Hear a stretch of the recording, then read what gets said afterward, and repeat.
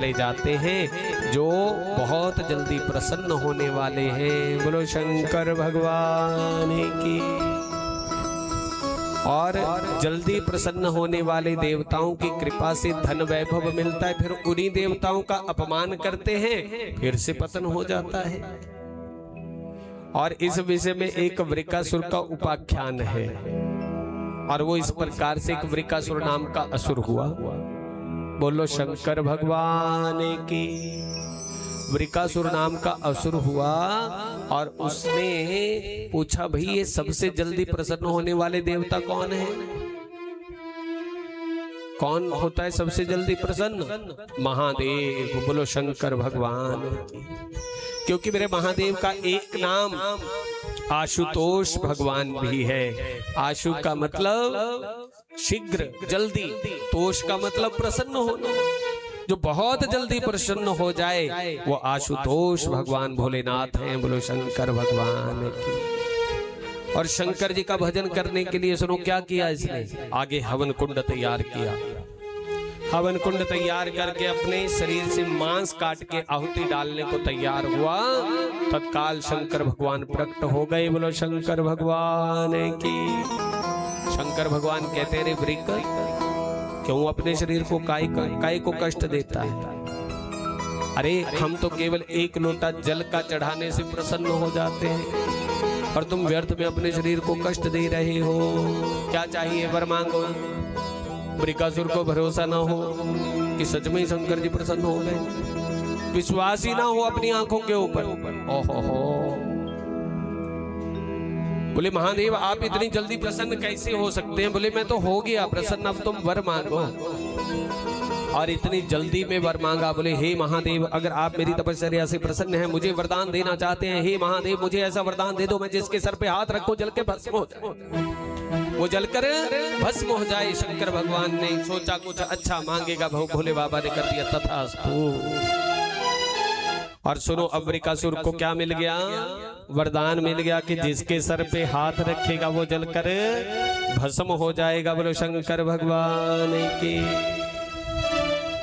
तो सुनो, अब इसको भरोसा नहीं हो रहा कि मुझे ये पावर मिल गई। शंकर भगवान को कहता है, बोले कम हियर, इधर आओ जरा। बोले क्यों? बोले प्रैक्टिकल करना है ना मुझको, तुम्हारे ही सर पे हाथ रखूंगा। बोले कमबख्त, मैंने तुझे वरदान दिया और कमीने तू मेरे ही सर पे हाथ रखने को घूम रहा है। ये आगे आगे बढ़ने लगा, शंकर भगवान पीछे पीछे, ये आगे आगे, शंकर पीछे पीछे। शंकर भगवान मुड़ के भागे, बड़ी तीव्रता में भागने लगे कैलाश की ओर। बोलो शंकर भगवान। पीछा करने लगा वृकासुर। आगे मार्ग में मेरे नारायण भगवान बैठे थे, तो देखा शंकर भगवान जी की सांस फूली पड़ी है। बोले भोलेनाथ क्या हो गया? बोले क्या करूं, ये कमबख्त मेरे भक्त भी बड़े टेढ़े हैं, हर कुछ मांग लेते हैं, और मैंने भी बिना सोचे समझे तथास्तु कह दिया, और मेरा भक्त मेरे ही सर पे हाथ रख के मुझे भस्म करना चाहता है। और नारायण भगवान ने कहा, महादेव आप जरा पीछे बैठ के विश्राम करो, आपके भक्त को सीधा हम करेंगे। और नारायण भगवान ने सुनो ब्राह्मण का रूप धारण किया, हाथ में माला पकड़ी, माला घुमा रहे हैं, और इधर वृकासुर आ रहा बड़ी तेजी में। अरे वृकासुर, शंकर जी का पीछा कर रहे हो? बोले हाँ, तुम्हें कैसे पता? बोले शंकर जी की सांस बोली अभी ज्यादा आगे नहीं गया होगा, बस अब थक गया हो, बल्कि बैठ के आराम कर रहा होगा कहीं। पर एक बात बताओ, तुमने कहीं शंकर जी की आराधना तो नहीं की? बोले हाँ की। आपको कैसे पता? बोले शंकर इसीलिए तो भाग रहा था ना। तो वरदान क्या मांगा? भी जिसके सर पे हाथ रखूं जल के भस्म हो जाए। बोलो शंकर भगवान। भगवान के वेश में ब्राह्मण देवता कहने लगे, एक नंबर का झूठा है शिव जी। अरे वरदान देने का काम ब्रह्मा जी का है, नारायण का है, शिव जी तो संहार करने वाले हैं, वरदान थोड़ी ना देते।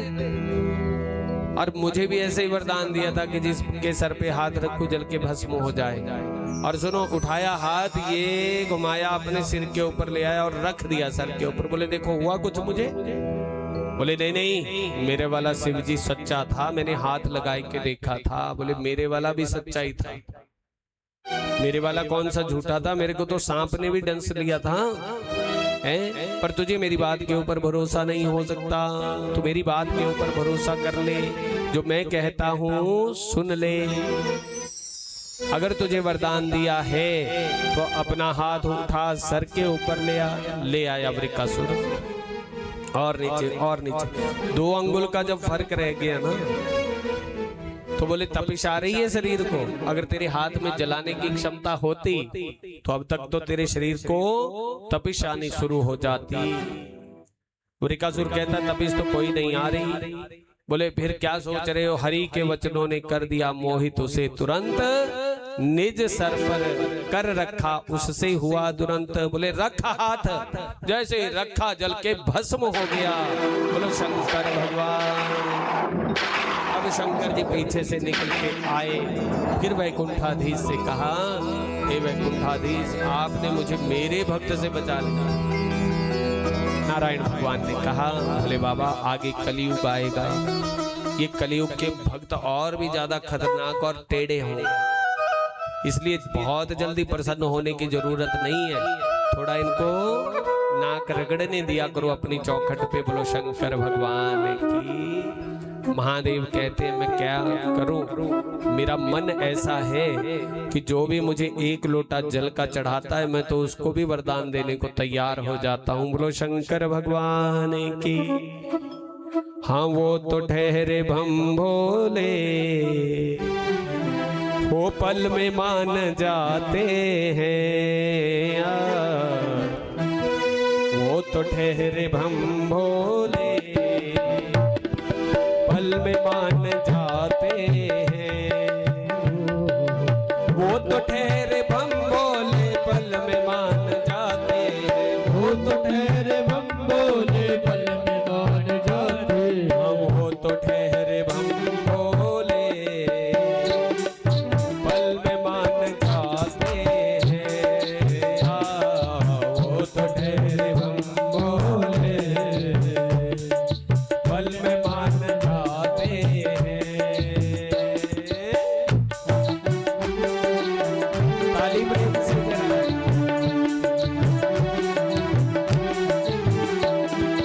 जय भोले।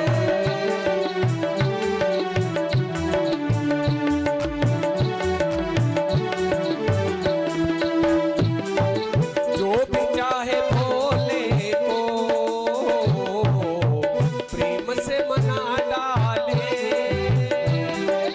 जो भी चाहे भोले को प्रेम से मना डाले, जो भी चाहे भोले को प्रेम से मना डाले, भक्तों की विनय सुनकर, भक्तों की विनय सुनकर, वो देर न लगाते हैं, वो तो ठहरे भम भोले, पल में मान जाते हैं। जय भोले।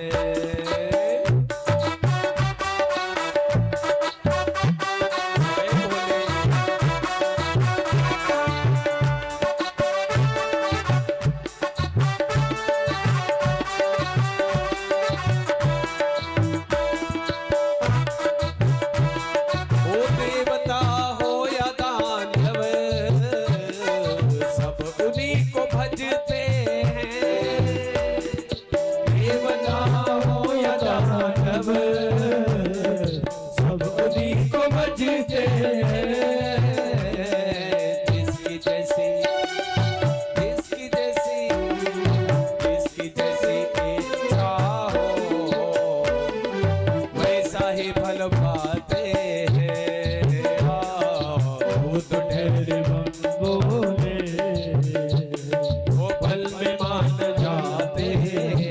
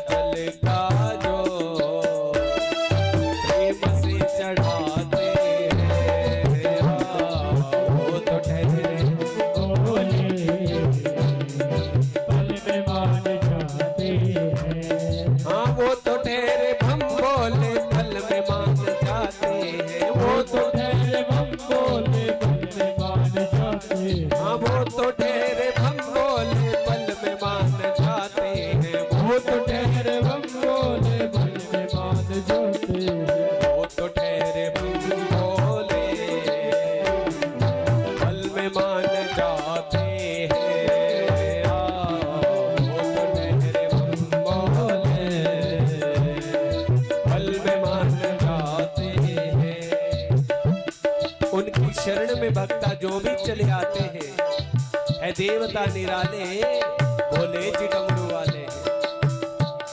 नाग गले में डाले, मस्तक पे जिनकी चंदा, बहती जटा पे गंगा, गोदी में जिनके गणपत संग गौरी जी विराजे, और तीनों लोक में डम डम डम डम डम डम मेरे शिव का डमरू बाजे।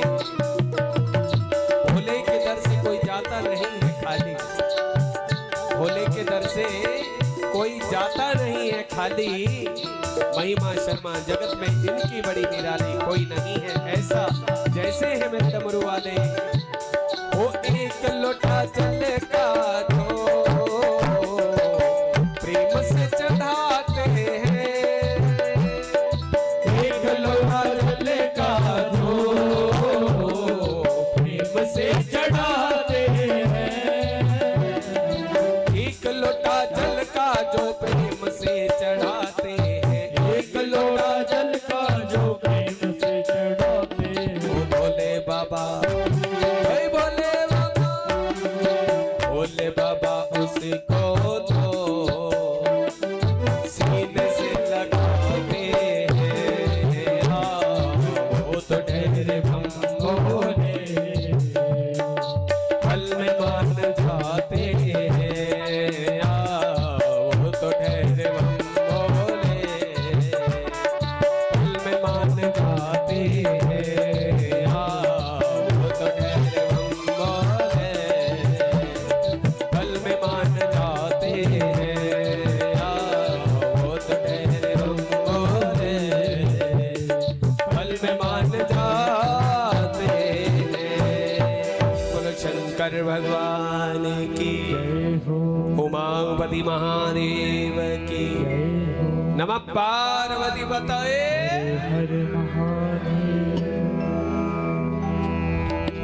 जाने का मन नहीं कर रहा काशी से, हैं?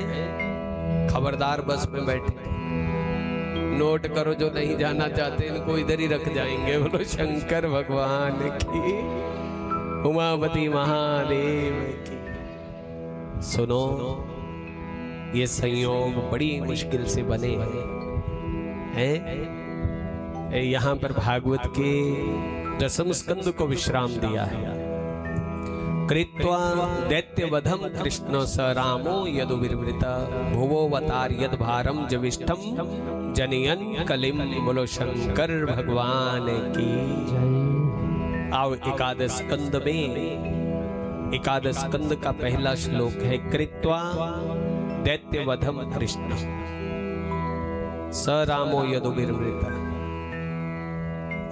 बलभद्र बलराम के साथ मिलकर भगवान श्री कृष्ण ने दैत्यों का संहार किया, राक्षसों का संहार किया।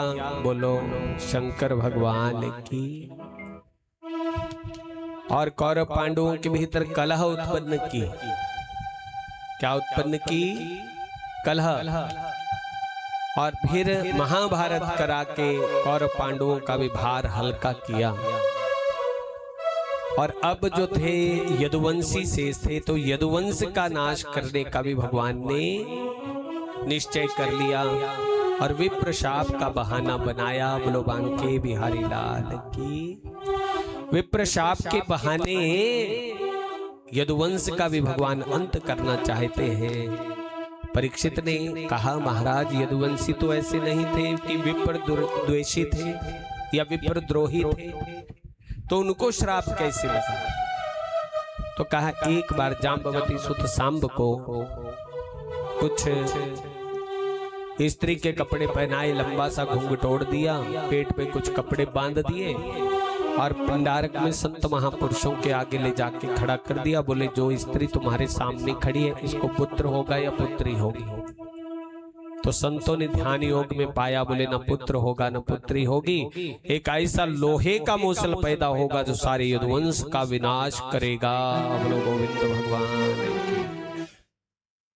की। यदुवंशी घबराए और जाम्बवती सुत सांब को जो कपड़े पहनाए थे, अभी कपड़े निकाल रहे थे, अचानक लोहे का मूसल जो था वो नीचे गिरा। मूसल लेकर भगवान के पास गए, श्राप का कारण बताया कहा एक काम करो, द्वारिका से दूर ले जाओ। लगभग 200 किलोमीटर दूर है प्रभास क्षेत्र, जहां सोमनाथ जी का ज्योतिर्लिंग है। वहां पर समुद्र के किनारे उसको घिसाया गया, घिसा के लोहे का अवशेष टुकड़ा जो शेष बचा उसको समुद्र में फेंक दिया। समुद्र में उस टुकड़े को मछली ने निगला, मछली को शिकारी ने पकड़ा, पेट काटा तो लोहे का टुकड़ा निकला। और देखो उस मछुआरे की मित्रता लोहार से थी, उसने वो लोहे का टुकड़ा लोहार को दे दिया। और लोहार कील बनाता, कुछ और बनाता, कोई छुरी बनाता, उसने तेज धार का बाण तैयार करके रख लिया। और ये बाण कुछ समय में अब भगवान के चरण कमल में लगने वाला है। हे परीक्षित, दूसरे अध्याय में, एकादश स्कंद के दूसरे अध्याय में राजा निमि का वर्णन है। निमि के यज्ञ में परम ब्रह्मवेता ऋषभ जी के, ऋषभ देव भगवान के जो 9 पुत्र थे, बड़े थे, ज्येष्ठ थे, वो परम ब्रह्मवेता वो आए उस यज्ञ के भीतर और 9 ब्रह्म विषयक प्रश्नों का उत्तर जो है वो राजा निमि ने 9 योगेश्वरों के मुख से प्राप्त किया। बोलो बांके बिहारी लाल की। 9 ब्रह्म विषयक प्रश्न हैं, उन प्रश्नों का उत्तर पाया है। बोलो गोविंद भगवान की। और प्रश्नों के अंतर्गत सबसे पहला प्रश्न जो था निमि ने कवि से किया था कि सर्वोत्तम मोक्ष साधन और भागवत धर्म मैं आपसे जानना चाहता हूँ, मुझे इसके बताने की कृपा कीजिए। तब कवि ने उत्तर दिया था कि भागवत चरणों की उपासना ही सब भयों को दूर करने वाली है। भगवान ने मनु और यज्ञवल्क्य आदि के मुख से वर्णाश्रम धर्मों को कहकर अज्ञानी पुरुषों को सहज रूप से प्राप्ति के लिए जो उपाय निश्चित किए, उसे ही तुम भागवत धर्म समझो। क्योंकि धर्मो रक्षति रक्षिता, जो धर्म की रक्षा करता है, धर्म आकर स्वयं उसकी रक्षा करता है। बोलो गोविंद भगवान की। और इस भागवत धर्म से योग आदि में विघ्न जैसे उपद्रव भी उपस्थित नहीं होते। और सुनो, ये जो भक्ति का मार्ग है ये भागवत से सुलभ होता है। आंख बंद करके चलने वाला भी इस मार्ग में कभी डगमगाता न, कभी वो गिरता न, कभी वो डगमगाता। और नेत्र बंद करके दौड़ने वाला भी इसमें नहीं गिरता। यदि धर्म का भली प्रकार से निर्वाह हो सके तो भी उससे विपरीतता नहीं होती है। राजन, प्रभु चरणों का भजन करने वाले भक्ति ज्ञान वैराग्य तीनों सहित शांति को प्राप्त करते हैं। बोलो भागवत भगवान की। भागवत क्या देता है? क्या देता है भागवत? 7 दिनों तक सुना, क्या मिला? खीसे में जो पैसे लाते थे वो भी इधर चढ़ा देते थे। और यहां से क्या मिला? अब कुछ माताएं तो केला देख के मुंह ऐसे करती थी। मैंने कहा क्या हो गया? बोले गड़बड़ है, केले खा खा के हालत खराब हो गई। बोलो शंकर भगवान। अच्छा, केले का फल जो है भगवान को सबसे प्रिय है, इसलिए तुम कहीं भी कथा में जाओ, सबसे ज्यादा प्रसाद में क्या मिलता है? जोर नाल बोलो, है कि नहीं? तो 7 दिनों तक भागवत श्रवण किया, मिला क्या? अरे कुछ तो बोलो। 7 दिनों तक सुना है, कुछ तो बोलना चाहिए। क्या मिला? भक्ति मिली है। क्या मिली है? भक्ति मिली है। और 3-3 घंटे फोन से छुटकारा मिला है। 3 घंटे बैठे हैं आराम से एक आसन में, ज्ञान मिला है सुनने के लिए। समझ रहे हो? और घर छोड़ के आए हैं, उसी का नाम वैराग्य है। भक्ति ज्ञान और वैराग्य का जहां पर मेल होता है उसी का नाम भागवत है। बोलो गोविंद भगवान। भक्ति ज्ञान और वैराग्य का उदय जब भीतर होता है तब जीवात्मा को भागवत के माध्यम से भगवान का दर्शन होता है। बोलो बाल कृष्ण भगवान की। तो दूसरा प्रश्न था वैष्णव धर्म की निष्ठा किस में रहती है और उसके स्वभाव आचरण और चिन्ह आदि पर प्रकाश डालिए। हरि ने उत्तर दिया कि जो सब जीवों में,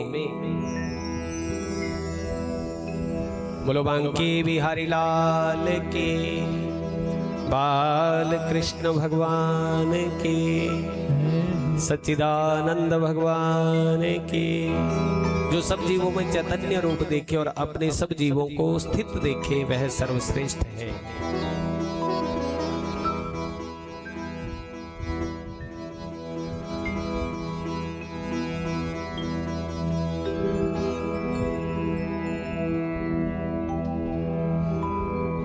तो हरि ने उत्तर दिया कि सब जीवों में अपने को चैतन्य रूप से देखे और अपने में सब जीवों को स्थित देखे वो सर्वश्रेष्ठ वैष्णव है। और जो मनुष्य प्रभु से प्रेम और उनके भक्तों से मैत्री और शत्रुओं से उपेक्षा और अज्ञानियों पर ध्यान, अज्ञानियों पर दया रखे वह मध्यम श्रेणी का वैष्णव है। बोलो जय श्री कृष्ण। जो मूर्ति को ही श्रद्धा पूर्वक भगवान मानकर उनका पूजन करता है लेकिन भगवत भक्तों का या अन्य जीवों का सम्मान नहीं करता वो प्रारंभिक श्रेणी का वैष्णव होता है। बोलो जय श्री कृष्ण। फिर बोलो, अब मैं एक पते की बात बोलूं, जब भी सुनो भगवान की पूजा करने का मौका मिलता है, तुम्हारा हाथ आगे स्पर्श करे न करे पर तुम्हारे द्वारा एकत्रित की हुई सामग्री भी अगर आगे बैठे वाला चढ़ा देता है तो उसका आधा पुण्य तुम्हें प्राप्त होता है। बोलो गोविंद भगवान की।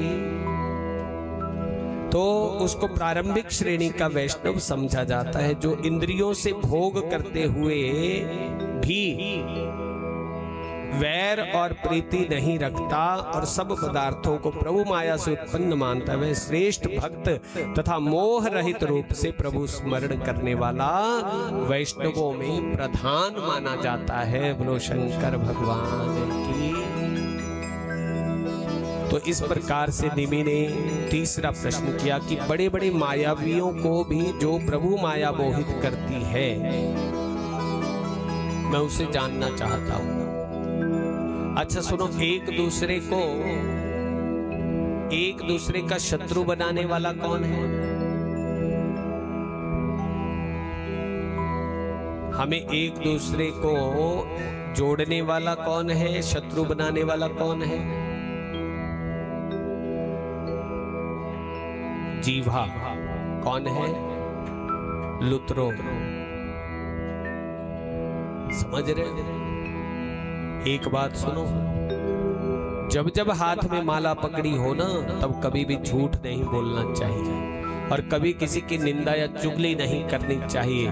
माला रुद्राक्ष की तुम्हारे हाथ में फिर भी तुम किसी की काना भूसी किसी के कान के भीतर कर रहे हो तो तुम्हारी चुगली का साक्षी शंकर बन रहा है। तुलसी की माला हाथ में है फिर भी तुम किसी के द्वारा बोला हुआ शब्द फिर आगे दो चार और लगा के किसी के कान में फूंक रहे हो तो तुलसी तो साक्षात नारायण स्वरूप है। सुनो, फिर वो साक्षी तुलसी है कि तुम झूठी गवाही देने वाले हो या फिर तुम किसी ने विश्वास करके तुम्हारे पास कुछ कहा तुम आगे उसके किसी और के कान में उस बात को फूंक रहे हो तो फिर नरक में जाने से कोई बचा सकता। माला हाथ में है फिर भी मार्ग हमने कौन सा प्रशस्त कर लिया अपने लिए? नरक का मार्ग प्रशस्त कर लिया। समझ रहे हो? कुछ कहीं से लगी हुई आग को हमेशा क्या करना चाहिए? पक्खा लगा के भड़का देना चाहिए। हैं? सुनो, लगाने वाले बहुत होते हैं पर बुझाने वाले कम होते हैं। इसलिए सुनो, बात को हमेशा समाप्त करने की कोशिश करनी चाहिए। तो सुनो, अंतरिक्ष उत्तर देते हुए कहते हैं कि भगवान ने जिस शक्ति के द्वारा पंच महाभूतों के शरीर उत्पन्न किए, उस शक्ति का नाम है, उस शक्ति का नाम है, जिस शक्ति से जीव में देहाभिमान की उत्पत्ति हो, उसी को प्रबल माया समझो। जिससे देह का अभिमान हो, वो है भगवान की माया। और वही माया प्रलय काल में संपूर्ण जगत को ईश्वर में मिलाने के लिए खींचते और सांवर्तक मेघों को भी वर्षा के लिए प्रेरित कर ब्रह्मांड को जल में लीन कर लेती है। वो माया प्रलय के पश्चात सृष्टि और स्थिति करती है। ये तीन गुण वाली माया का स्वरूप कहा गया है। और क्या सुनना चाहते हो? निमि कहता है कि हे महर्षि, मन को वश में न रखने वालों के लिए अत्यंत दुस्तर माया सहज में किस प्रकार से जीती जा सकती है। बोलो गोविंद भगवान की। तब प्रबुद्ध ने कहा कि जो स्त्री पुरुषों द्वारा मिलकर किए जाते हैं वे दुख रूपी ही कर्म होते हैं, और कर्मों से धनोपार्जन भी सुखदायी नहीं होता, क्योंकि धन, पुत्र, बंधु, स्त्री, कर्मों से धनोपार्जन आदि ये सब कुछ क्या है? मिथ्या है। बोलो जय श्री कृष्ण। फिर बोलो। आज सुनो, एक 70 वर्ष की माता है या 70 वर्ष का बुजुर्ग है, पुरुष है, जब वो दुनिया के भीतर आया तो वो एक बच्चा बन के आ गया। लेकिन आज उस 70 वर्ष, 80 वर्ष, 100 वर्ष वाले बुजुर्ग के पीछे कितना बड़ा कुटुंब है, कितना बड़ा कबीला, कितना बड़ा परिवार है उसका। लेकिन जिस दिन वो आया था, उस दिन सिर्फ एक आया था, अकेला आया था। लेकिन आज अवस्था जाने की अपनी आई, तो जितने कुटुंबी हैं, जितने पीछे संबंधी हैं, या जितने मित्र हैं, या जितने जानने वाले उसके हैं, तो जब वो अंतिम समय आता है, शरीर को कष्ट होना शुरू होता है, तो फिर चित्त की वृत्ति उन सगे संबंधियों में, उन मित्रों के भीतर आसक्त होती चली जाती है। बोलो गोविंद भगवान की। तो प्रबुद्ध ने उत्तर दिया कि इसी प्रकार से परलोक की प्राप्ति भी दुखजनक है, क्योंकि उसमें भी ईर्ष्या, स्पर्धा और भय आदि का भाव बना रहता है। इसलिए सर्वश्रेष्ठ कल्याण की इच्छा वाले मनुष्य को परम ब्रह्म के स्वरूप को जानने वाले गुरु की शरण लेनी चाहिए। बोलो सद्गुरुदेव भगवान की। और गुरु की सेवा करता हुआ भागवत धर्म की शिक्षा ले, जिससे कि भगवान प्रसन्न हो। और सुनो, भगवान को प्रसन्न करने के लिए क्या करना पड़ता है? बोलो। भगवान को प्रसन्न करने के लिए क्या करना पड़ता है? खुद प्रसन्न होना पड़ेगा। खुद प्रसन्न होवोगे तो परमात्मा भी तो अंदर ही है, तो वो भी प्रसन्न होगा। बोलो गोविंद भगवान की। थोड़े से समय में रात जब गुरुदेव हमारे पधारे थे, तो उन्होंने यही तो कहा था, सत्य चित्त और बोलो ना, देखो आनंद, सत्य चित्त और आनंद, ये श्रीमद् भागवत का पहला श्लोक है। क्या? सच्चिदानंद रूपाय विश्वोत्पत्त्यादि हेतवे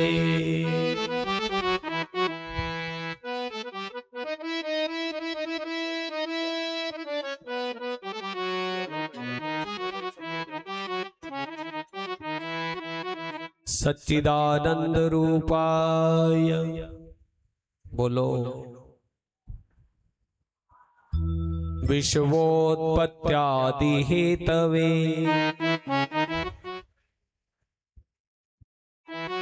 बोलो, विश्वोत्पत्त्यादि हेतवे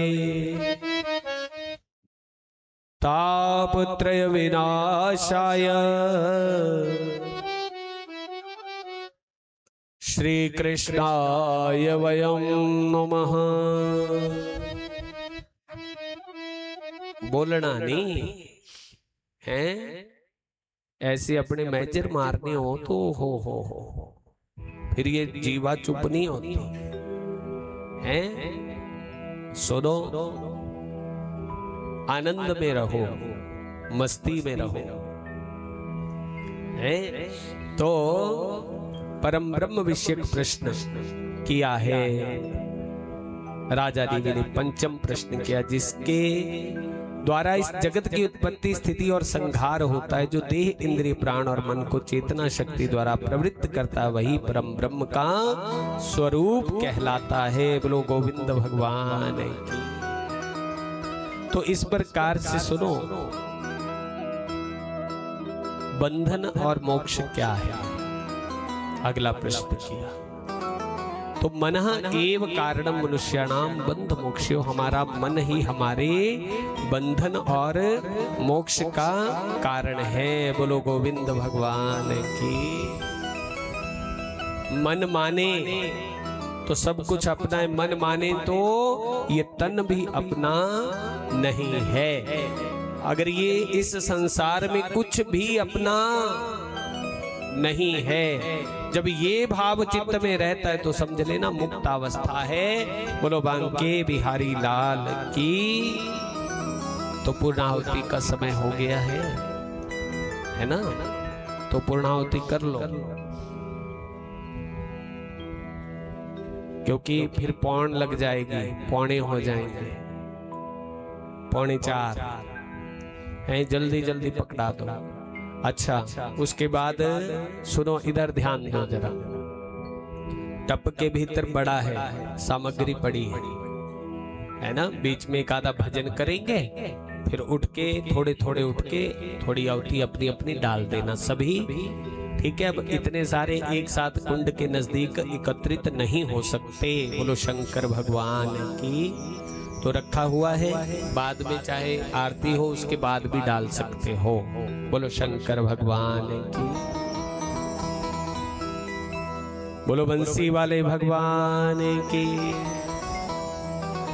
तो इस प्रकार के से इसके बाद जो है कलयुग में प्रभु की प्राप्ति की सुगमता किस प्रकार हो सकती है? कृतयत ध्यायतो विष्णु त्रेतायाम जयतो मुखे।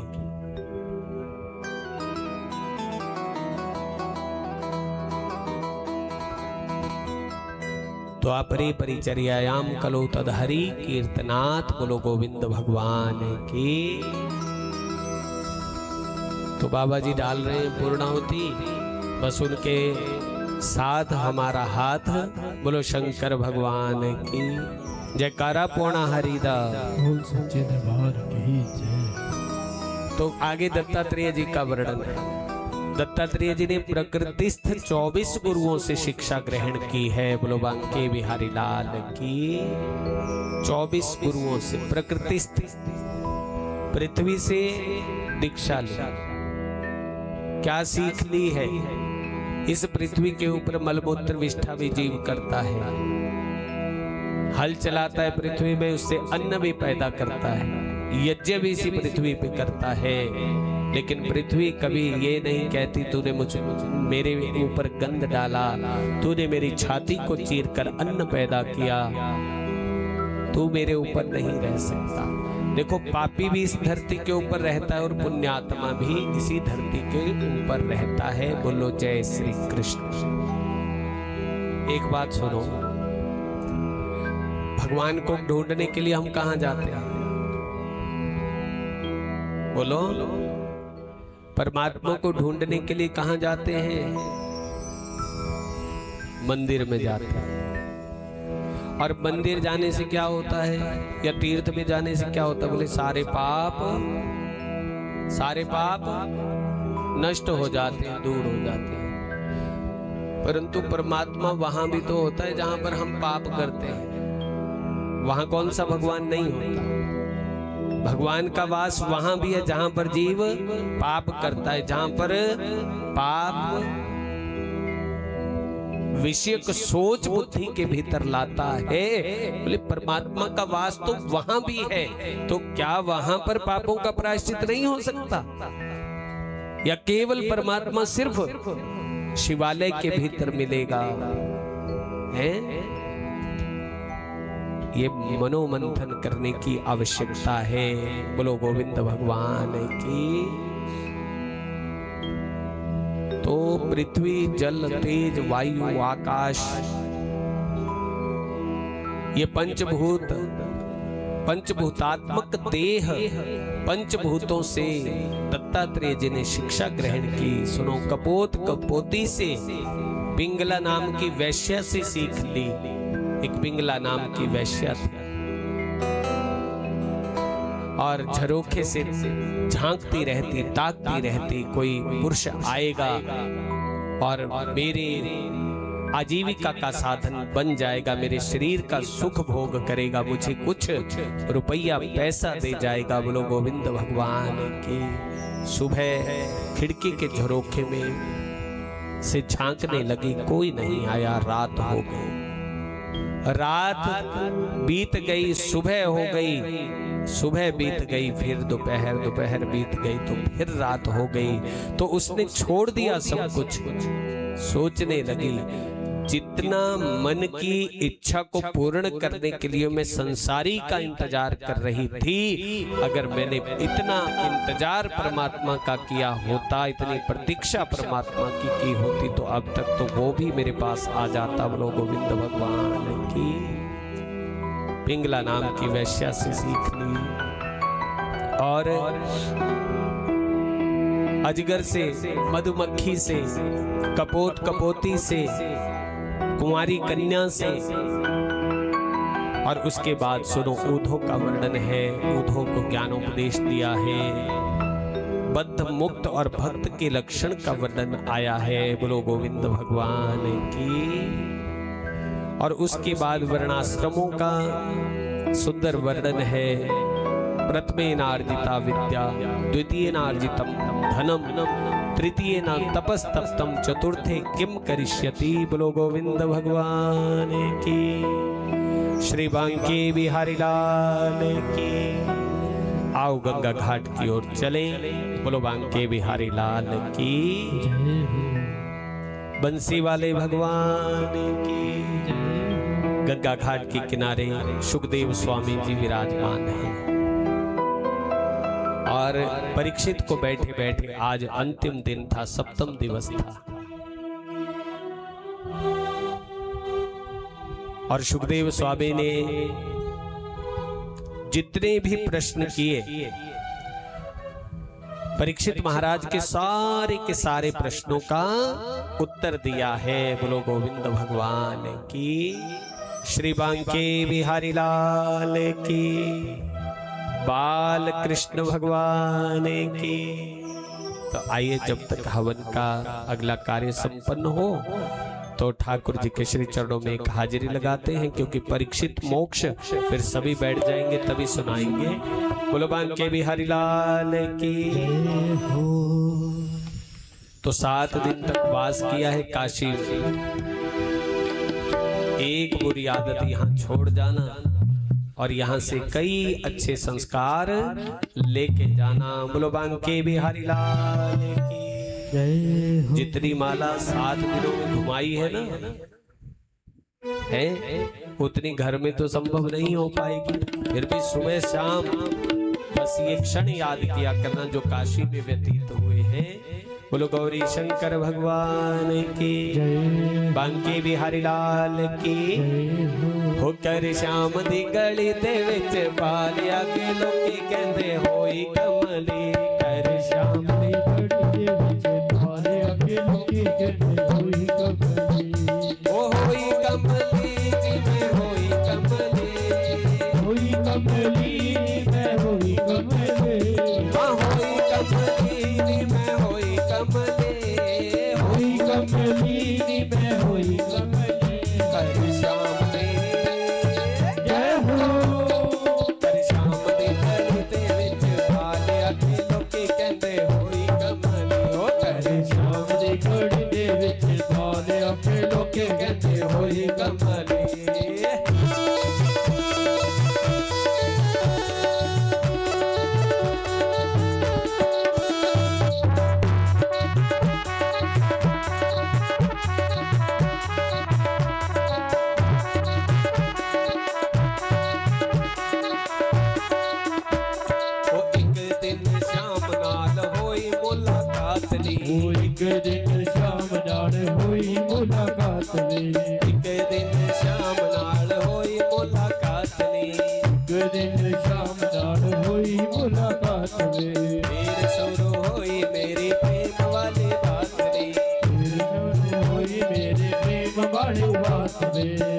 शुरू हुई मेरी प्रेम वाली बात नी, फिर शुरू हुई मेरी प्रेम वाली बात नी। मोहन अखियां दे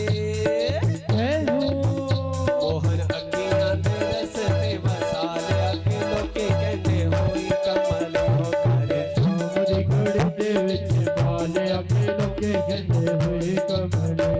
ओ होई कमली नी मैं होई कमले, होई कमली नी मैं होई कमले, हाँ होई कमली नी मैं होई कमले, होई कमली नी मैं होई कमली।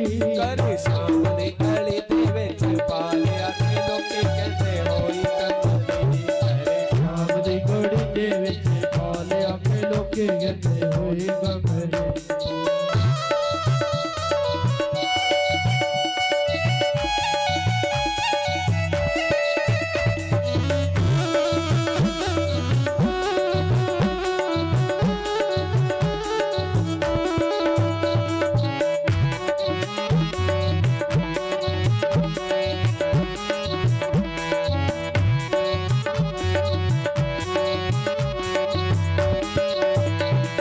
काले गलोटे ते कमली में हो गई, वो काले गलोटे ते कमली में हो ओए होए काले गलोटे ते कमले में हो गई, काले गलोटे ते कमली में हो गई। सारा दिन ओदे ख्यालां विच खो गई, वो सारा दिन हो गई ख्यालां विच खो गई। मैं ता अपना मैं ता अपना आप लुटा लिया वे लोकी कहते होई कमली करे शाम दी घड़ी दे विच पाले आके लोके कहंदे होई कमली। ओ होई कमली नी मैं होई कमले, होई कमली नी मैं होई कमली। हरी शाम दी गली दे विच पा लिया के लोकी कहते होई कमली शाम दी घड़ी दे विच पाले आके लोकी कहते होई कमली।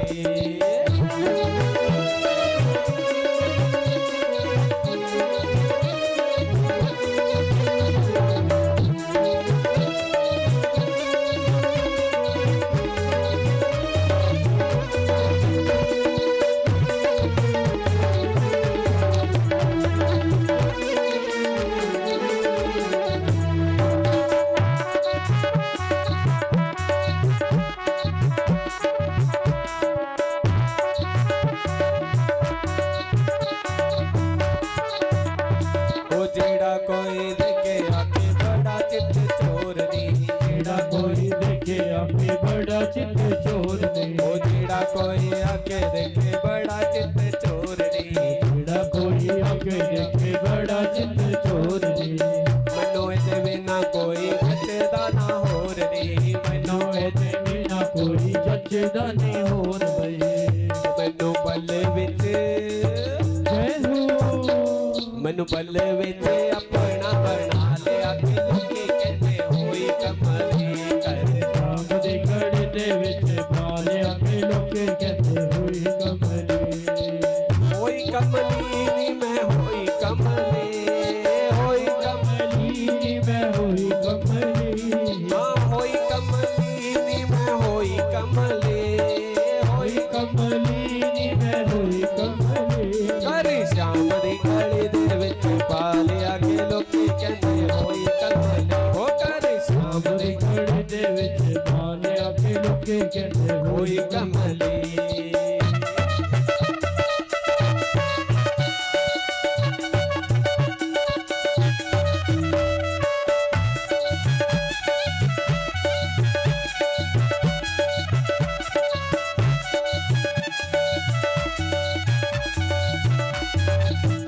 नी यशोदा तेरा लाल सानू सोना लगदा, नी यशोदा तेरा लाल सानू सोना लगदा। नी यशोदा तेरा लाल सानू सोना लगदा, यशोदा तेरा लाल सानू सोना लगदा। सानू सोना लगदा, सानू सोना लगदा। सानू प्यारा लगदा, सानू प्यारा लगदा। नी यशोदा नी यशोदा नी यशोदा तेरा लाल सानू सोना लगदा, यशोदा तेरा लाल सानू सोना लगदा। नी तेरा लाल सानू प्यारा लगदा।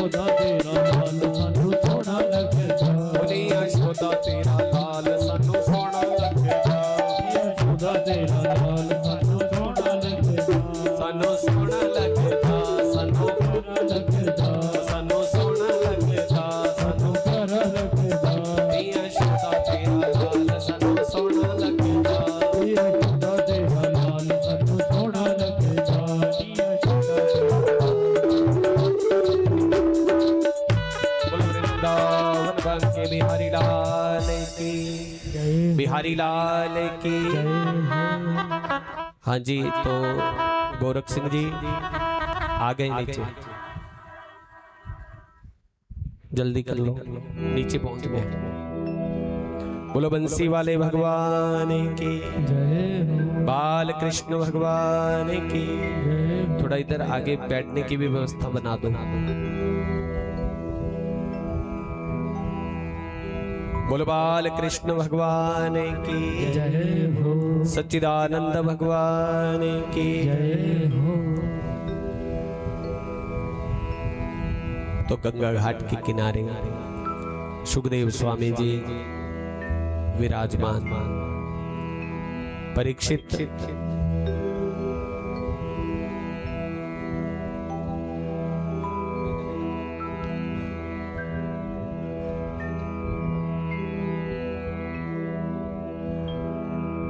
बोलो बांके बिहारी लाल की। तो हमारे बीच में संपूर्णानंद विश्वविद्यालय के कुलपति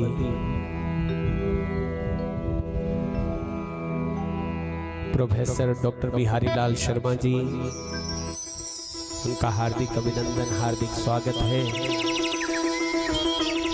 बहुत अधिक व्यस्ततम जीवन है और उस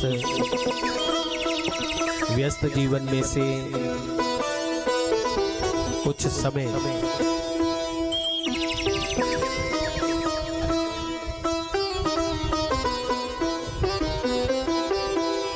बोलो बांके बिहारी लाल की, बाल कृष्ण भगवान की।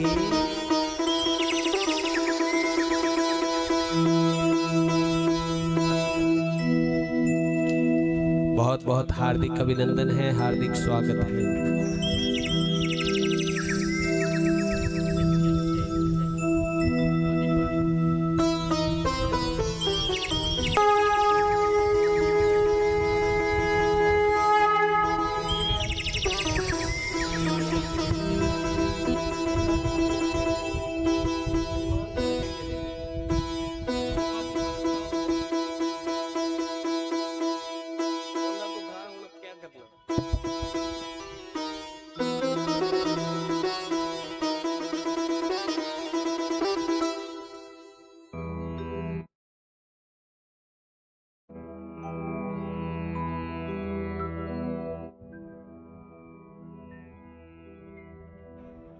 बोली वृंदावन बांके बिहारी लाल की, बाल कृष्ण भगवान की। जय हो।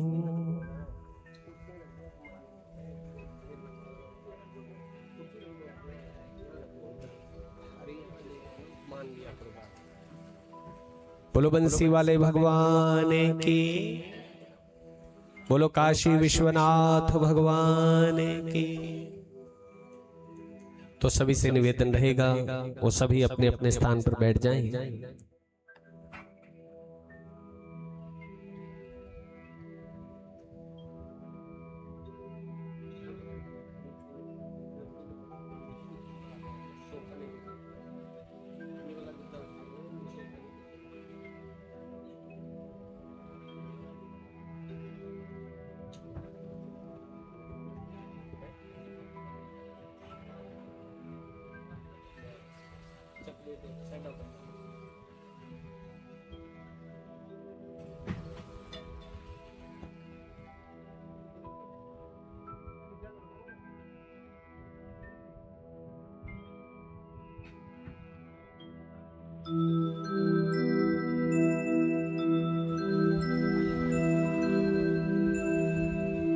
हरिओम श्री राधे।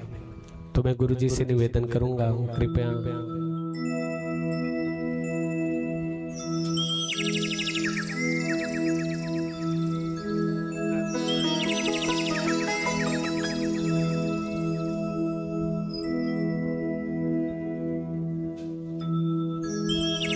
बोलिए सद्गुरुदेव भगवान की जय हो।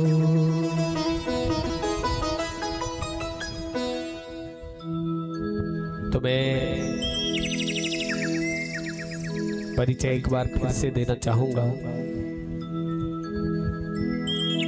तो उससे पूर्व हमारे आदरणीय बाबा जी और सुरेश जी गोता जी, बुधराम जी, गोरख सिंह जी, रणवीर जी, राजकुमार जी हमारे पूजनीय गुरुदेव का स्वागत करेंगे।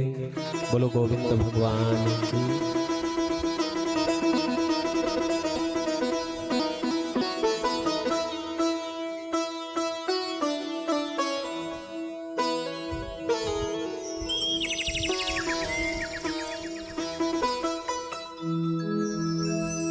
बस बैठ जाओ थोड़ी देर के लिए,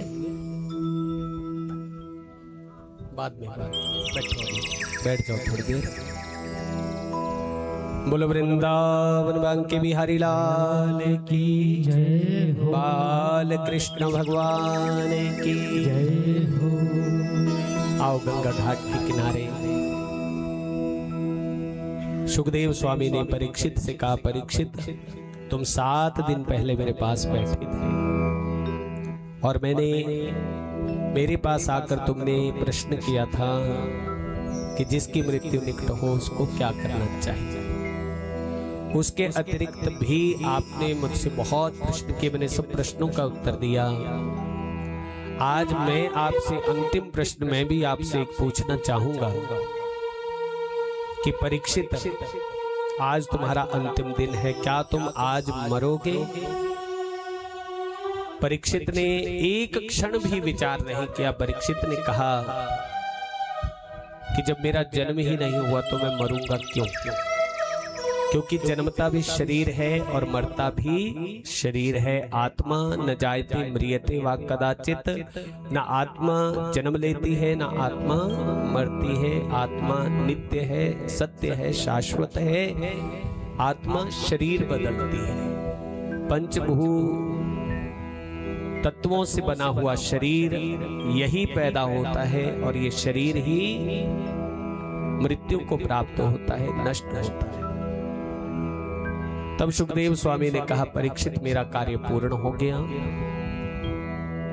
परीक्षित महाराज ने भागवत का पूजन किया, व्यासपीठ की परिक्रमा लगाई, बैठ गए। सुखदेव स्वामी अंतरिक्ष की ओर चले गए।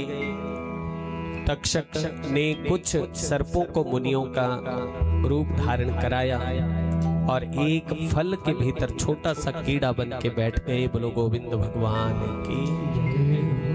और सूर्य अस्तांचल की ओर जाने लगा। यहाँ पर सूतोवाच हुआ है भागवत के भीतर। सूत जी महाराज कहते हैं परीक्षित मोक्ष को मैंने अपनी आंख से देखा है। नैमिषारण्य में ये प्रसंग सूत जी महाराज ऋषियों को, शौनकादि ऋषियों को सुना रहे हैं। और संध्या काल उपस्थित हो रहा था, सूर्य अस्तांचल में जा रहा था, परीक्षित को ब्रह्म ज्ञान हो चुका था। तो जो मुनियों ने थाल आगे रखा, फल के भीतर छोटा सा कीड़ा बन के बैठा था। परीक्षित महाराज ने आसन लगाया और सीधे बैठ गए कि उस तक्षक ने आने में विलंब कर दिया। उस छोटे से कीड़े से कहा तुम ही तक्षक बन जाओ, और आसन लगाया, मेरुदंड सीधा किया। आत्म ज्योति जो थी वो परम ब्रह्म में लीन हुई। बचा हुआ कार्य जो था उस तक्षक ने, उस कीड़े ने तक्षक का रूप धारण किया, विषंधर का रूप धारण किया, परीक्षित महाराज के शरीर को डस लिया। बोलो गोविंद भगवान की। शरीर जो था वो दग दग करके जल गया। आत्मा जो थी वो वैकुंठ में चली गई। बोलो वैकुंठाधीश भगवान की जय हो। तो श्रीमद् भागवत की ज्ञानमयी गंगा का आयोजन हमारे जामली वाले बाबा जी, जिनके सानिध्य में 7 दिनों तक श्रीमद् भागवत की कथा का हम आपने रसपान किया। बाबा जी तो हमारे बधाई के पात्र हैं। और ऊपर से सुनो संयोग मेरे ठाकुर जी का ऐसा कि हमारे पूजनीय गुरुदेव जो लाल बहादुर शास्त्री विद्यापीठ कटवारिया सराय दिल्ली में प्रोफेसर थे, जब हम पढ़े थे इनके पास 2000 से 2002 का सत्र था हमारा। तो उसके बाद 2022 में गुरुजी का जो घर है जंडूथा में है, तो अपने जंडूथा से है, बिलासपुर डिस्ट्रिक्ट है। और हमारे हिमाचल वालों के लिए बहुत बड़े गर्व की बात है, बहुत बड़े सौभाग्य की बात है कि हमारे बिलासपुर जिला में हमारे जयप्रकाश नड्डा जी जो भारतीय जनता पार्टी के राष्ट्रीय अध्यक्ष रहे, तो गुरुजी का मार्गदर्शन ऐसा रहा 6 वर्ष का उनका जो कार्यकाल रहा, उसमें वो उत्तरोत्तर विजय को प्राप्त होते रहे। बोलो गोविंद भगवान की। ये पूजनीय गुरुदेव का मार्गदर्शन। और दूसरा सौभाग्य हमारा ये कि जयप्रकाश नड्डा जी ने, आदरणीय जयप्रकाश नड्डा जी, जिन्होंने हमारे हिमाचल के लिए बहुत बड़ी सौगात दी है, एम्स के रूप में दी है। और बिलासपुर जिला विजयपुर के निकट ही जंडूता पड़ता है, और वहीं से मूलतः हमारे गुरुजी का घर है। और कल रात भी गुरुजी ने अपना आशीर्वचन हमें प्रदान किया। और मैं अपना सबसे बड़ा सौभाग्य मानता हूं कि हमारे इस कथा समापन पर हमारे पूजनीय गुरुदेव डॉक्टर बिहारी लाल शर्मा जी, जो संपूर्णानंद विश्वविद्यालय में कुलपति के कार्यभार पर इस समय नियुक्त हैं, तो उनके चरणों में कोटि कोटि वंदन, कोटि कोटि नमन। और गुरुजी के तो गांव के लोग भी आए हैं, जंडूता से भी हैं, बरठी से भी हैं, और समोह से भी है। बिलासपुर जिला तो लगभग है ही है। तो अब शायद ये घर का प्रेम ही हमारे गुरुजी को भी खींच के लेके आया। तो बहुत बहुत स्वागत। अब मैं न ज़्यादा बोलता हुआ, क्योंकि गुरुओं के सामने चेले ज़्यादा बोल ही नहीं सकते, जबान फिसलने लग जाती है, फंसने लग जाती है। तो अब हमारे गुरुदेव इस कथा को संपन्नता की ओर ले जाएंगे। बोलो गोविंद भगवान की।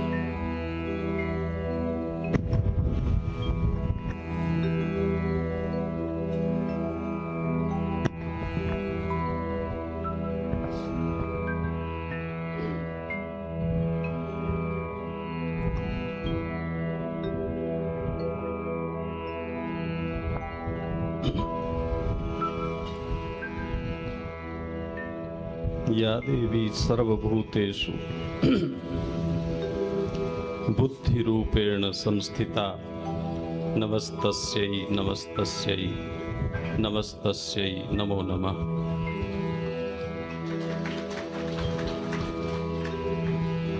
श्रीमद् भागवत ज्ञान यज्ञ के आज के इस संपूर्णता सत्र में व्यास गद्दी पर विराजमान आचार्य श्री और हिमालय की तपोभूमि से काशी की इस ज्ञान भूमि में आए धार्मिक भाव से ओतप्रोत श्रद्धालुजन, समस्त समादरणीय मातृशक्ति और सभ्य श्रोतागण,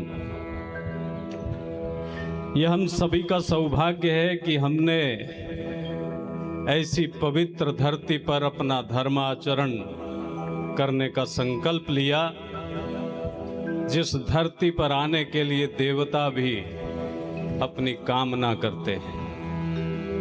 ये काशी अविनाशी, ये तीनों लोकों से न्यारी नगरी है। और उस नगरी में जब आप सारनाथ में बैठ करके चिंतन करते हैं, जीवन का सार क्या हो, जीवन की दिशा क्या हो, हम आगे कैसे बढ़ें, अपने कल्याण के साथ साथ विश्व का कल्याण के भाव को अपने भीतर कैसे समेट करके आगे बढ़ने का संकल्प लें।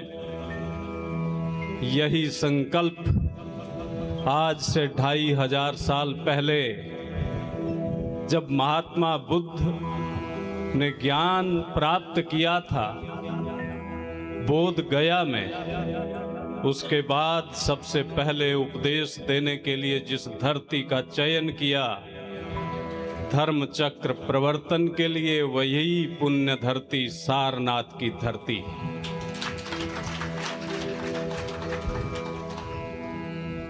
यहाँ भगवान सारनाथ, सारंगनाथ हमारे साथ है।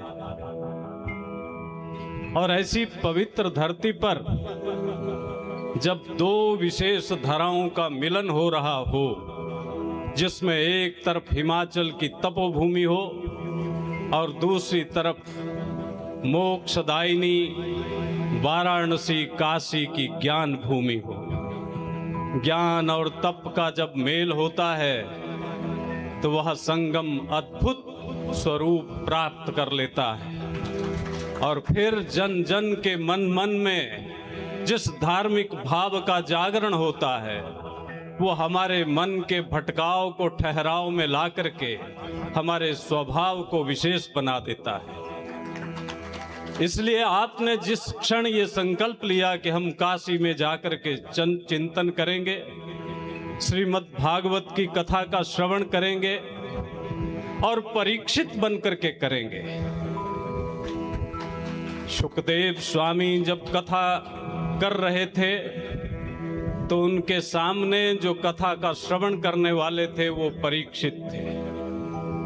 परीक्षित का मतलब जो हर तरह से जिसकी परीक्षा कर ली गई हो, जो सुपात्र हो, जो हर कसौटी पर कसने के लिए तैयार हो और जो जीवन की हर विषम परिस्थिति से जूझने के लिए संकल्पित हो।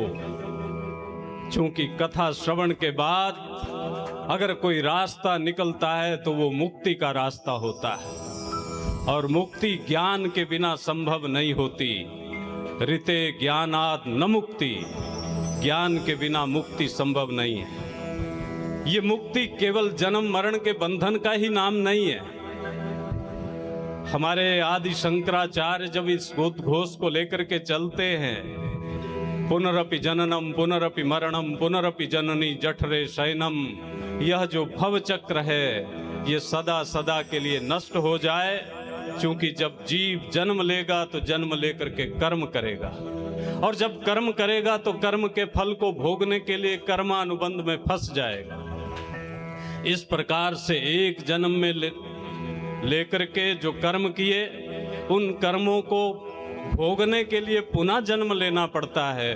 और इस प्रकार से ये जन्म चक्र निरंतर चलता है और इंसान इस जीवन में, इस मृत्यु लोक की कठिनाइयों में निरंतर पिसता रहता है। इससे आत्यंतिक दुख निवृत्ति हो, सदा सदा के लिए दुखों से छुटकारा मिले, इसके लिए अगर कोई रसायन है, इसके लिए कोई अगर औषधि है, तो वह औषधि है श्रीमद् भागवत का पारायण। और वो पारायण करने के लिए हमें उसके लिए पात्रता अर्जित करनी पड़ती है। जिस व्यक्ति ने पात्रता अर्जित कर ली वह परीक्षित बन गया, और जो परीक्षित बन गया वो 7 दिनों के भीतर मुक्त हो गया, क्योंकि दिन 7 ही होते हैं। या तो रविवार को होगा, या सोमवार को होगा, या मंगलवार को होगा, या बुधवार को होगा, या गुरुवार को होगा, या शुक्रवार को होगा, या शनिवार को होगा। अगर आपकी समस्या का समाधान निकलेगा तो इन्हीं 7 दिनों में से किसी एक दिन निकलेगा। इसलिए सप्ताह व्यापी कथा और उसके बाद मुक्ति की प्राप्ति इन 7 दिनों के भीतर ही होने की बात, ये भागवत की महिमा है।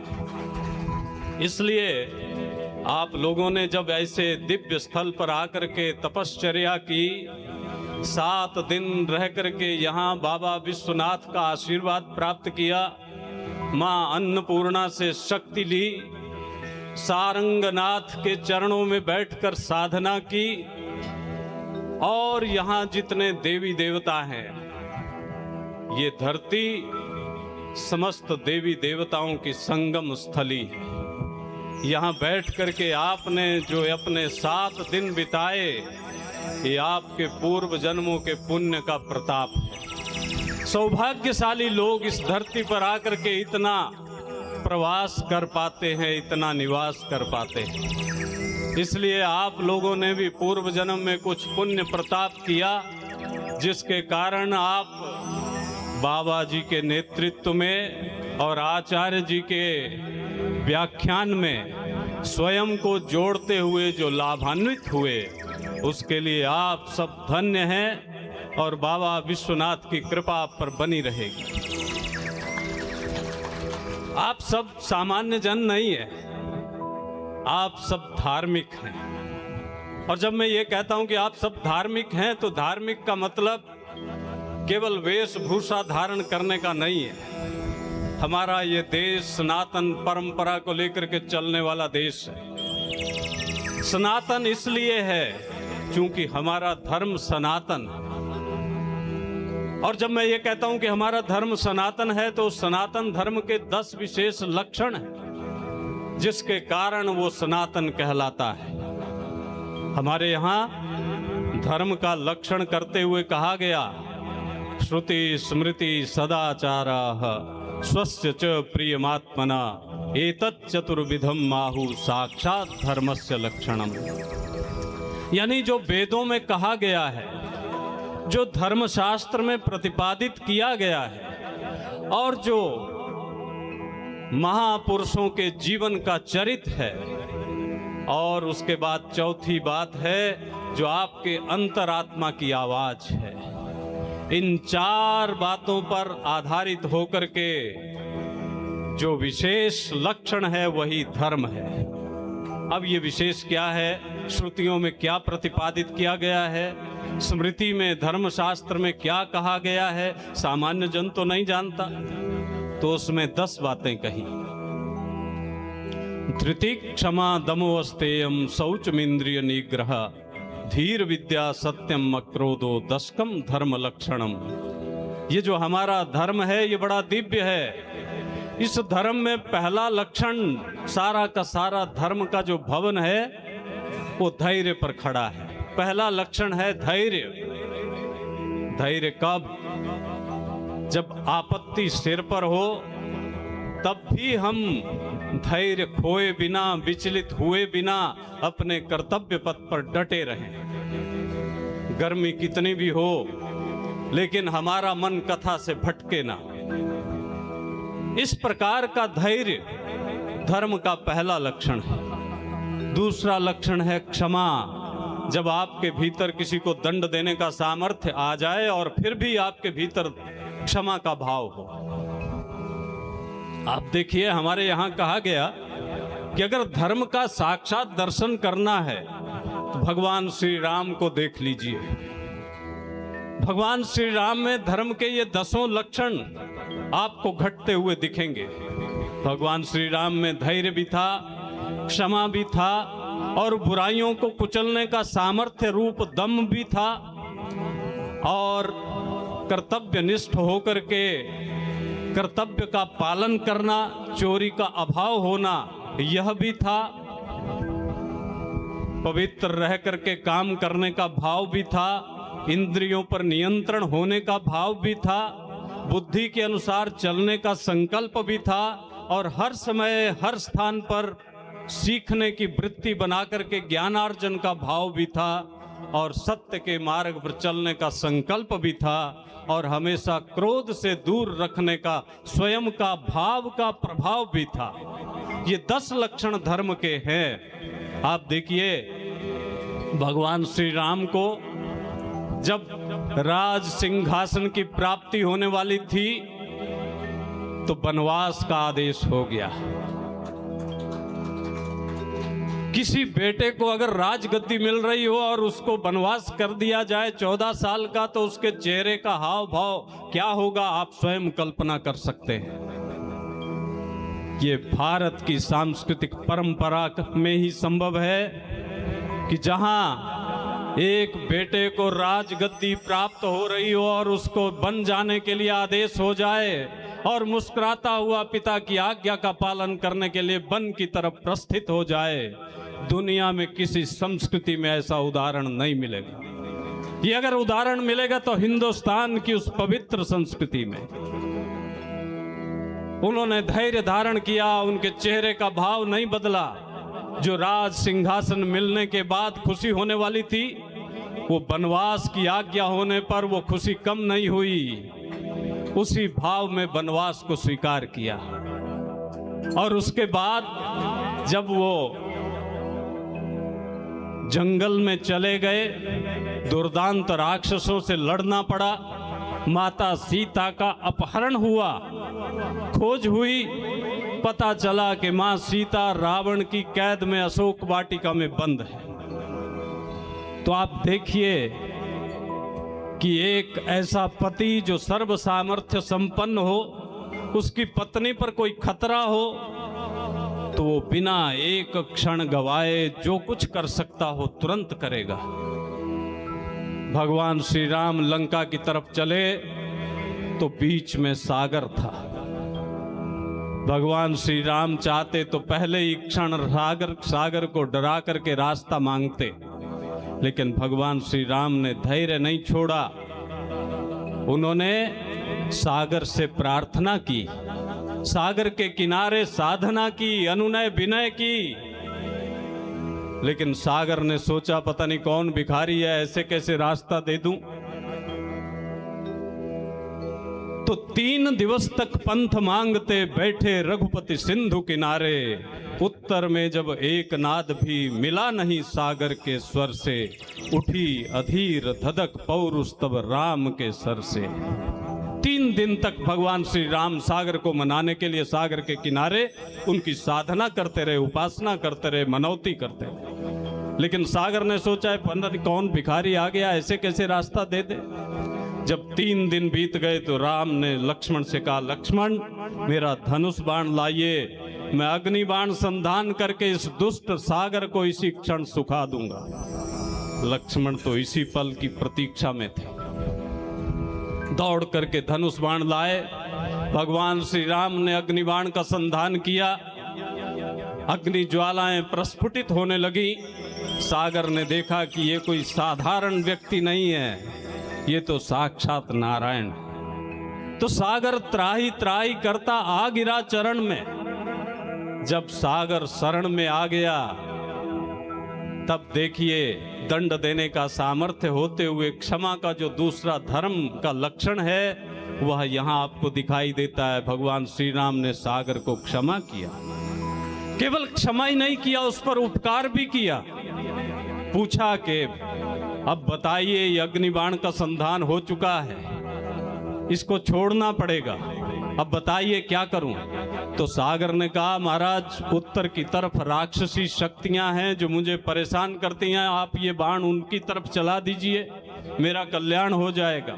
जिस व्यक्ति ने 3 दिन तक भगवान श्री राम के आपत्ति काल में बाधा पहुंचाई, कष्ट दिया, उसको माफ भी किया, क्षमा भी किया और उसका कल्याण भी किया।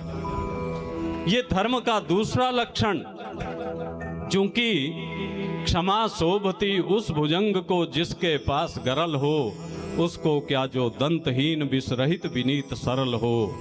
ऐसा सांप जिसके पास जहर भी है, दांत भी है, उसके ऊपर आपका पांव पड़ जाए और आपको फुटकार करके बोले कि जाओ आज छोड़ दिया, नहीं तो मैं काट करके आपको समाप्त कर सकता था, तो उसकी क्षमा क्षमा है। लेकिन ऐसा सांप जिसके दांत भी निकाल लिए हो, जहर भी निकाल लिया हो, उसके ऊपर गलती से आपका पांव पड़ जाए और आपको डरा करके बोले कि जाओ आज छोड़ दिया, नहीं छोड़ता तो क्या करता?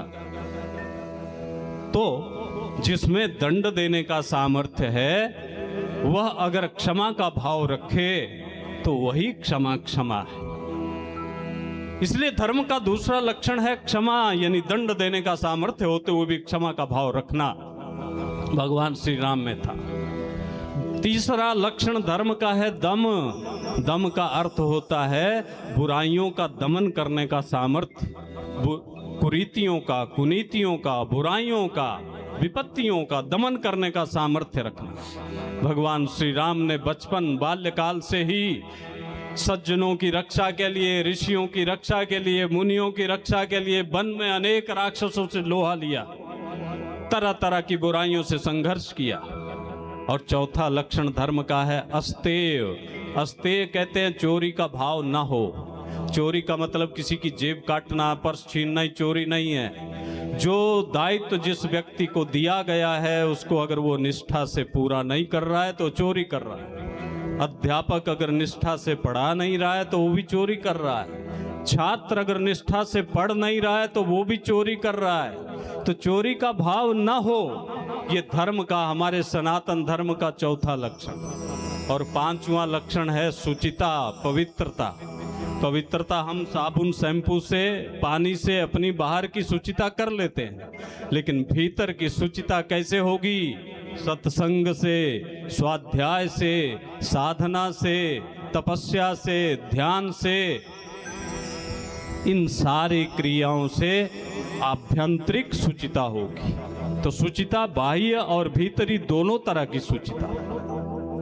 और छठा लक्षण धर्म का है इंद्रिय निग्रह, इंद्रियों पर नियंत्रण। आंखें बोलती हैं सुंदर सुंदर देखो, कान बोलते हैं अच्छा अच्छा सुने, जिह्वा बोलती है सुस्वादु भोजन मिले, नासिका बोलती है सुगंधित वातावरण हो, त्वक बोलती है अच्छा स्पर्श हो। जब ये अच्छा अच्छा नहीं मिलता खाने को, अच्छा अच्छा नहीं मिलता देखने को, तो व्यक्ति अच्छा प्राप्त करने के लिए शॉर्टकट अपनाता है और फिर वो ऐसा आचरण करता है जिसका नाम होता है भ्रष्टाचार, अनाचार, दुराचार, व्यभिचार, कदाचार, मिथ्याचार। इस प्रकार का आचरण जब होता है तो रास्ता चला जाता है तिहाड़ की तरफ। इसलिए छठा हमारे धर्म का लक्षण है इंद्रियों पर नियंत्रण रखना। और सातवां लक्षण है बुद्धि के अनुसार काम करना। हम कोई भी कार्य करते हैं, हमारे सामने हमेशा दो विकल्प खड़े हो जाते हैं। जैसे आप रात को संकल्प लेते हैं कि मैं सुबह जल्दी उठ करके मॉर्निंग वॉक करूं, एक्सरसाइज करूं, साधना करूं, उपासना करूं, ध्यान करूं, कल से ये स्टार्ट करूं। रात को अलार्म लगा करके अपने आप को जब आप सैया के हवाले करते हैं और सुबह जब अलार्म बजता है 4 बजे, आपके भीतर से आवाज़ आती है कि आपने संकल्प लिया आज जल्दी उठने का, उठना है।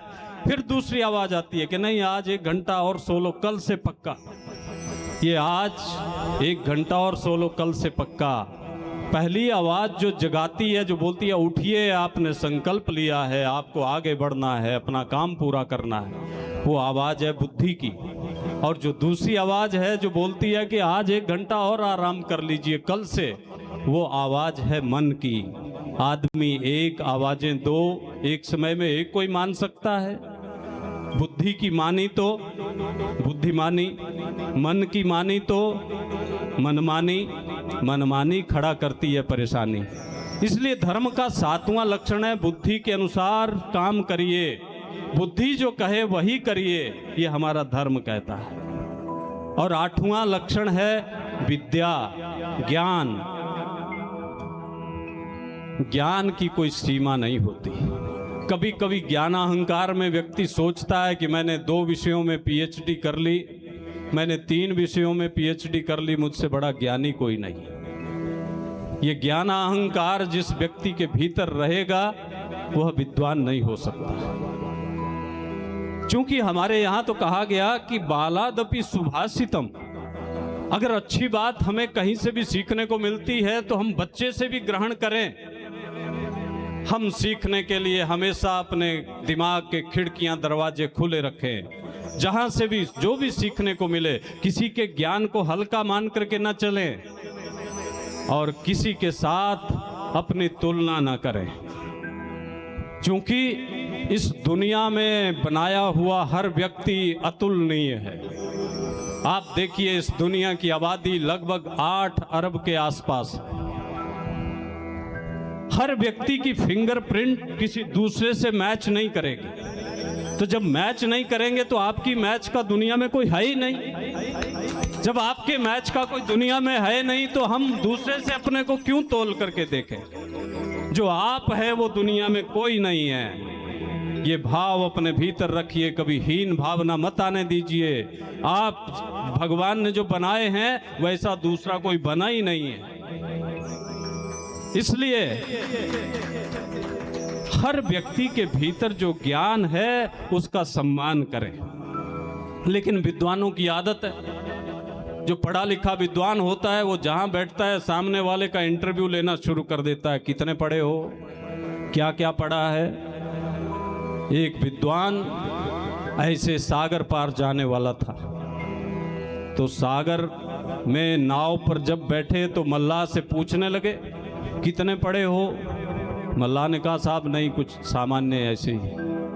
अच्छा, मैथ पढ़ा है? नहीं पढ़ा है। तुम्हारी तो 20% जीवन बेकार। इंग्लिश पढ़ी है? नहीं पढ़ी है। 30% बेकार। साइंस पढ़ी है? नहीं पढ़ी है। 40% बेकार। इतने में बहुत जोर का तूफान पड़ा। मल्लाह बोले बाबूजी तैरना जानते हैं? तो बोला कि नहीं। बोले तो मैं तो चला, आपका 100% बेकार। तो हर व्यक्ति का ज्ञान उसको महान बनाता है। हर व्यक्ति के ज्ञान का सम्मान होना चाहिए, चाहे वो कोई भी काम करता हो। जो काम वो कर सकता है वो काम हम नहीं कर सकते। इसलिए वो अपनी जगह विशेष है, आप अपनी जगह विशेष हैं। हर व्यक्ति विशेष है, क्योंकि हर व्यक्ति का निर्माण भगवान ने किया है। इसलिए हमें हमेशा ज्ञान प्राप्ति के लिए लगे रहना चाहिए। और 9वां गुण है सत्य। धर्म का, हमारे धर्म के जो 10 लक्षण हैं उनमें 9वां गुण है सत्य। सत्य का मतलब होता है वाणी और मन की एक रूपता का नाम सत्य है। हमारे यहाँ उसकी परिभाषा कही, वांग मनसयो एक रूपता सत्यम। वाणी और मन की एक रूपता सत्य। मैं अध्यापक हूँ, जब क्लास में पढ़ा रहा होता हूँ, 60 बच्चों की क्लास है। मैंने पिछले कल जो पढ़ाया अगले कल मैं उसको सुनने का आदी हूँ। तो बच्चे को जब खड़ा किया सुनाओ तो नहीं आया। जब नहीं आया तो मैंने उसको डांट लगाई। जिसको 60 बच्चों की क्लास में डांट लगाई, उस बच्चे के मन में मेरे प्रति कोई अच्छा भाव तो पैदा होगा नहीं। लेकिन मजबूरी में कुछ बोल नहीं सकता। तो दूसरे दिन जब यूनिवर्सिटी ग्राउंड में आते हुए मैं कहीं दिखाई दूंगा तो बोलेगा वो आया फलां फलां फलां, नामकरण करेंगे। बच्चे अध्यापकों का नामकरण तो करते ही है, तो बोलेंगे वो आया फलां फलां फलां। लेकिन जैसे ही पास में आऊँगा, सर प्रणाम, तो यहाँ से तो गालियाँ चल रही थी और यहाँ आते आते प्रणाम हो गया। ये है असत्य। जो यहाँ हो वही यहाँ हो, उसका नाम है सत्य। इसलिए हमारा धर्म कहता है कि हमें सत्य का आचरण करना है। और इसके लिए क्या करना पड़ेगा? अंतःकरण को शुद्ध करना पड़ेगा। और अंतःकरण शुद्ध तब होता है जब हिमाचल से उठ करके काशी की धरती पर आकर के साधना करने में व्यक्ति लगता है। और 10वां गुण है अक्रोध, क्रोध का भाव ना हो। अब आप बताइए, ये हमारा धर्म है, ये सृष्टि के आदि से इंसान को इंसान बनाने के लिए ये 10 गुण जितने सृष्टि के आरंभ में आवश्यक थे उतने ही आज भी हैं, और जब तक ये धरती रहेगी तब तक ये 10 गुण उतने ही आवश्यक रहेंगे। इसलिए इसका नाम सनातन। सनातन का मतलब जिसमें कभी कोई परिवर्तन नहीं होता, देश काल परिस्थिति के अनुरूप इसमें परिवर्तन की बात नहीं है। इसलिए ऐसा धर्म जो मानव मात्र के कल्याण की कामना करता हो, मानव मात्र के कल्याण के लिए हो, उस धर्म के आप अनुयायी हैं, उस धर्म को मानने वाले आप हैं। इसलिए आप सब अभिनंदन के पात्र हैं। दुनिया में किसी संप्रदाय में, किसी परंपरा में ऐसा दिव्य धर्म का लक्षण कहीं नहीं है हिंदुस्तान के अतिरिक्त। इसलिए हम जो कहते हैं कि हमारा सनातन, सनातन इसलिए है कि सृष्टि के आरंभ में भी इंसान को धैर्य की जितनी आवश्यकता थी, क्षमा के भाव की जितनी आवश्यकता थी, बुराइयों के दमन की जितनी आवश्यकता थी, और चोरी का प्रभाव ना हो इसकी जितनी आवश्यकता थी, पवित्रता की जितनी आवश्यकता थी, इंद्रियों पर नियंत्रण की जितनी आवश्यकता थी, बुद्धि के अनुसार काम करने की जितनी आवश्यकता थी, विद्या के अर्जन की जितनी आवश्यकता थी, सत्य के मार्ग पर चलने की जितनी आवश्यकता थी, और क्रोध से दूर रहने की जितनी आवश्यकता थी, उतनी आवश्यकता आज भी है और कल भी रहेगी। इसलिए सनातन आज भी है और कल भी रहेगा। इसलिए ये हमारी ही संस्कृति में संभव है, जहां 2 भाइयों के अगाध प्रेम में 14 वर्षों तक अयोध्या का राज्य गेंद की भांति लुढ़कता रहा। भरत ने कहा मैं गद्दी पर नहीं बैठूंगा, राम पिता की आज्ञा का पालन करने के लिए वन के लिए प्रस्थित हो गए। क्या दूसरी संस्कृति में ऐसा उदाहरण मिलेगा?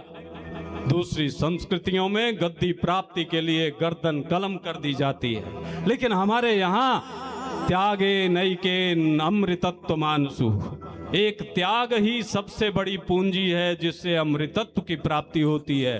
इस उद्घोष को लेकर के चलने वाली ये भारतीय संस्कृति है, और आप उसके स्वाभिमानी अनुयायी हैं। आप जैसे लोग जो इतने कष्ट सह करके यहाँ धर्म का चिंतन कर रहे हैं, मद् भागवत का पारायण कर रहे हैं, और उससे अपने जीवन को धन्य बनाने के साथ साथ समाज में भी एक सकारात्मक और रचनात्मक परिवर्तन लाने का संकल्प लेकर के यहाँ से जाने के लिए तत्पर हैं, आप सब अभिनंदन के पात्र हैं। मैं बाबा विश्वनाथ से प्रार्थना करूँगा कि आप सबको इतनी शक्ति, इतना सामर्थ्य दे कि आप जाकर के अपने को तो धन्य बनाएं ही, लेकिन आपके संपर्क में जो आए वह भी पारस मणि की तरह सोना हो जाएं। इस प्रकार का सामर्थ्य आप लोगों में हो।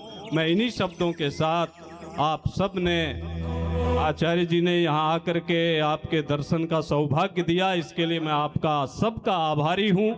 और आप सबके भीतर विराजमान उस चिन्मय रूप ईश्वर के चरणों में प्रणाम करते हुए अपनी वाणी को विराम देता हूँ।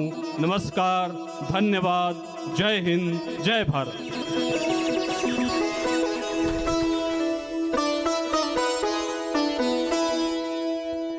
हरिओम। श्री राधे। बोलो बांके बिहारी लाल की, बाल कृष्ण भगवान की। तो आदरणीय पूजनीय गुरुदेव का संबोधन हम सबको ऊर्जा से ओत प्रोत कर दिया, लबालब भर दिया। उसके लिए बहुत बहुत हार्दिक आभार, बहुत बहुत धन्यवाद। क्योंकि जो शब्द गुरुजी ने बीच में कहा, गुरुजी हमारी को एक पुस्तक पढ़ाया करते थे, भाव कुतूहलम। गुरुजी मुझे आज भी वो क्षण मेरी आंखों के आगे दौड़ता है। गुरुजी ने पढ़ाया हमारे को, तो संतान खंड चल रहा था, तो उसमें कुछ ग्रहों की युति स्थिति गति ऐसी हो तो लगभग 58 साल की उम्र में जाके पुत्र प्राप्ति का योग बनता है। तो मेरे बगल में हमारे हिमाचल का एक लड़का था, हम फलित ज्योतिष में 3 ही थे हिमाचल से, तो मेरे बिल्कुल बगल में बैठा था। तो उसने अपनी भाषा में बोला, गुरुजी, बोले ऐसे ही मारे खबरा गुरुजी, भाई ये ऐसे ही मारे हैं। तो गुरुजी को सुनाई दे गया, गुरुजी को सुनाई दिया तो गुरुजी ने कहा, भाई हाँ क्या बोल रहा है? बोले नहीं गुरुजी, मैं राकेश से पूछ रहा हूँ। अरे इसको भी तेरे जितना ही आता है, तुम मेरे से पूछना, मैं पढ़ा रहा हूँ, मुझसे पूछ। तो फिर वो खड़ा हुआ, बोले गुरुजी ऐसे कैसे हो सकता है? तो गुरुजी ने उदाहरण दिया हमारे हिमाचल का, हमारे हिमाचल के पूर्व मुख्यमंत्री राजा वीरभद्र सिंह का। तो उस समय विक्रमादित्य की आयु केवल 12 वर्ष थी जब हम पढ़ा करते थे गुरुजी के पास। तो गुरुजी ने कहा, बेटा राजा वीरभद्र की कुंडली देखना, 58 वर्ष की उम्र में दूसरी पत्नी से जाके पुत्र प्राप्ति का योग जो मैं पढ़ा रहा हूं वो घटित है। तो हमारे गुरुदेव ज्योतिष का इनका विषय, मेरे तो वो आंखों के आगे वो समय दौड़ता है। अगर हम भी इस लाइन में यहाँ तक आए, इस पक्ष में आए, तो बस गुरुजी की प्रेरणा ये रही है कि जीवन में जब यहाँ से पढ़ के जाओ तो कुछ अलग हट के करना। ये नहीं है कि कर्म कांड में बस झोला छाप बन जाओ, झोला उठा के चलने वाले बन जाओ, कुछ अलग करना। और मैं बहुत बहुत बधाई दूंगा गुरुजी के माता पिता के, आज उनको भी स्मरण करूंगा, उनको भी याद करूंगा जिन्होंने ऐसे सुपुत्र को जन्म दिया है, जिन्होंने हमारे पूरे हिमाचल का नाम रोशन किया है। और बनारस में आके संपूर्णानंद विश्वविद्यालय में कुलपति के उस उत्तम पद के ऊपर जो है गुरुदेव अलंकृत हैं। तो उन माता पिता का जिन्होंने ऐसे श्रेष्ठ पुत्र को, ऐसे विद्वान पुत्र को जन्म दिया है, बोलो गोविंद भगवान की। तो गुरुजी के चरणों में वंदन करते हुए आज हमारा ये अंतिम दिवस है। आइए 3 बार श्रीमद् भागवत के अंतिम मंत्र का उच्चारण करेंगे। सुनने सुनाने में कोई न्यूनातिरिक्त कमी रही हो तो संत महापुरुष कहते हैं, विद्वान पुरुष कहते हैं कि इस मंत्र का 3 बार उच्चारण करने से वो न्यूनातिरिक्त जो कमियां होती हैं वो पूर्ण हो जाती है। तो मेरे साथ 3 बार उस मंत्र का उच्चारण करिए।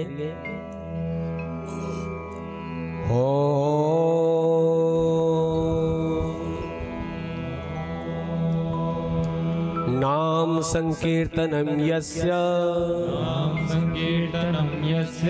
सर्व पाप प्रणाशनम प्रणामो दुख शमनः तम नमामि हरिं परम नाम संकीर्तनं यस्य सर्व पाप प्रणाशनम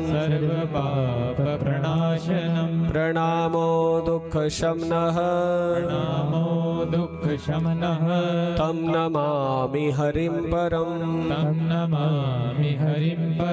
नाम संकीर्तनं यस्य सर्व पाप प्रणाशनम प्रणामो दुख शमनः तम नमामि हरिं परम ओम शांति शांति शांति। आप सभी को बहुत बहुत बधाई, हमारे बाबा जी को भी बहुत बहुत बधाई, जिनकी अध्यक्षता में श्रीमद् भागवत की ये ज्ञान में गंगा संपन्नता की ओर है। बोलो गोविंद भगवान की। तो मैं बाबा जी से भी निवेदन करूंगा कि वो हमारे गुरुदेव का